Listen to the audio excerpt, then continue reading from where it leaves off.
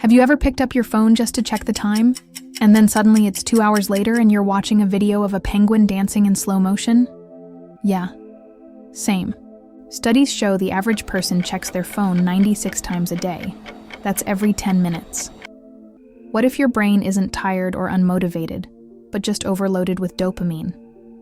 This idea hit me one night at 2 a.m. as I was mindlessly scrolling through 3 apps at the same time. Netflix on TV, TikTok on my phone, and YouTube on my laptop. I wasn't even enjoying it. I was just numb. That's when I discovered something called a dopamine detox, and I decided to try it for 7 full days. But this isn't one of those fake challenges where someone pretends to do it and just films aesthetics. I went all in. No social media, no sugar, no music, no Netflix, no memes, no mindless scrolling. Just silence, books, nature, food, and my own thoughts. Why would anyone do this to themselves? Because I was tired of feeling distracted, burned out, and emotionally flat.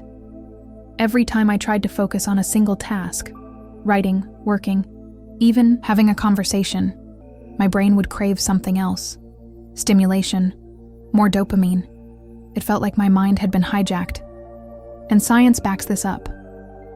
When you constantly flood your brain with dopamine from small hits, likes, swipes, sugar, novelty, it builds tolerance. You need more just to feel the same level of satisfaction. And the cost? Focus, motivation, joy. Everything starts to feel dull. So, I set the rules. No phone unless absolutely necessary. No internet browsing, no junk food, no loud music, just ambient or silence. No screens after sunset. Day 1 felt like hell. I swear, I reached for my phone at least 40 times before lunch. And every time, my hand froze mid-air like I was programmed. It was terrifying. I was more addicted than I thought. But then something weird happened. On day 2, my thoughts started getting louder. And I don't mean crazy voices. I mean my own inner voice. The one that got drowned out by constant noise. It was like my brain had been whispering to me for months, but I never heard it over the TikTok algorithm. By day 3, I was journaling non-stop. Ideas were pouring out. I cleaned my whole apartment without feeling forced. I went for a walk and actually noticed the color of the sky. I tasted my food. I felt like I was coming back to life. And then came the breakdown. Day 4, total crash. I felt empty, bored, agitated, like I was going through withdrawal. I kept telling myself, just one YouTube video won't hurt. But I resisted. Barely. It made me realize how much I rely on cheap dopamine to feel okay, to fill silence, to avoid discomfort. But discomfort is where real change begins. Day 5 was different. Still challenging, but calmer. I started craving connection, real connection. I called a friend I hadn't talked to in months. We spoke for hours, no distractions. It felt deep, satisfying. On day 6, I felt focus like I hadn't in years. I sat down to read for 2 hours without reaching for my phone once. I journaled about what I actually want in life, not just what the algorithm thinks I should want. By day 7, something wild happened. I woke up before my alarm. No grogginess. No urge to scroll. Just stillness. I sat in silence and smiled, for no reason. And that's when I realized the detox wasn't about dopamine. It was about freedom, taking back control of my attention, my choices, my mind. So how can you do it too? Here's what worked for me. Step 1, create dopamine awareness. Start by becoming hyper-aware of your daily habits. Most of the time, we don't even realize how often we're reaching for that quick hit of pleasure, whether it's through our phones, sugary snacks, constant background noise, or even impulsively checking email. For 24 hours, just observe yourself. Carry a notebook if you need to. Write down every time you pick up your phone, change a tab, or reach for something just to escape a moment of stillness. It's shocking how often we're chasing stimulation, without intention. This awareness alone can be a breakthrough. You'll start to see patterns, times of day when you're most vulnerable, specific triggers that push you to seek comfort, and even emotional states that make you crave digital escape. Without awareness, you're stuck in autopilot. With it, you can start to take back the wheel. Step 2. Set clear boundaries.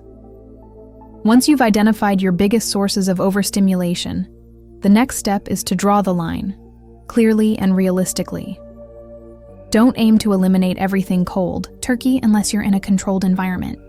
Instead, choose 3 to 5 high dopamine habits you know are draining your focus and energy. It could be endlessly scrolling Instagram, watching YouTube shorts, eating processed snacks, or jumping between tasks. Now, write down specific limits for each. For example, no phone use before 10 a.m. and after 8 p.m., 1 dessert per day, no video content during work hours. Replace those habits with slower, more intentional activities like reading fiction, walking outside without headphones, writing in a journal, sketching, meditating, or even just staring out a window. This step is not about restriction, it's about redirection. You're not removing pleasure, you're rebalancing it. Step 3. Embrace the boredom. This might be the hardest part, and the most transformational. Your brain will hate boredom at first. It'll scream for stimulation. You'll reach for your phone out of pure habit. Sit through it. Let it burn.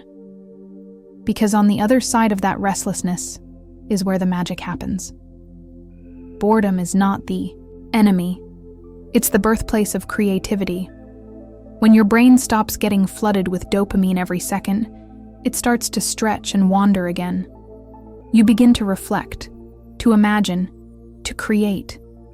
Some of the best ideas, most meaningful insights, and deepest self-awareness moments happen in boredom. So the next time you're feeling that itch, resist the urge to numb it. Sit with it.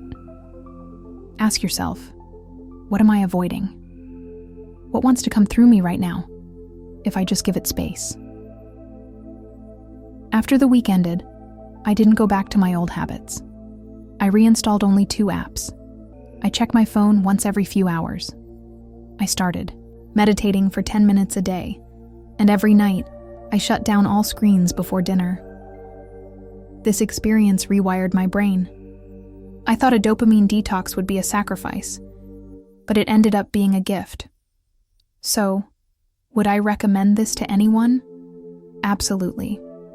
But don't do it just to brag about it online. Do it because your peace is worth protecting. If this resonated with you, there's a video I made right after this where I talk about the 3 digital habits that are silently draining your energy and how to break them. Check it out if you're serious about taking back control of your time.